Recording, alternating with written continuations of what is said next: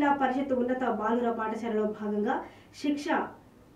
సప్తాహ కార్యక్రమంలో గత 7 రోజులుగా శిక్షా సప్తాహి జరుగుతుంది. అందులో భాగంగా ఈ రోజు స్థానిక నాయకులను, సామాజిక వ్యక్తులను ఈ శిక్ష సప్తాహ కార్యక్రమంలో భాగస్వాములను చేసి పాఠశాలలోని విద్యార్థులకు సామాజిక అంశాలపైన అవగాహన కల్పించే కార్యక్రమాన్ని నిర్వహించి కార్యక్రమం అనంతరం బాలుర పాఠశాల విద్యార్థులకు పౌష్టికమైన ఆహారం, తిథి భోజనాలను ఏర్పాటు చేయడం జరిగింది.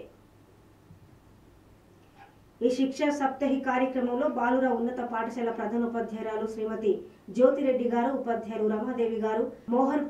మోహర్వల్లి, లక్ష్మణ్, సంగీత, వెంకటరాజ్, సంగీత, కృష్ణపాల్, మురళీమోహన్, మాధవి, రామకృష్ణ, పాఠశాల సిబ్బంది, స్థానిక ప్రజా ప్రతినిధులతో స్థానిక సామాజిక వ్యక్తులు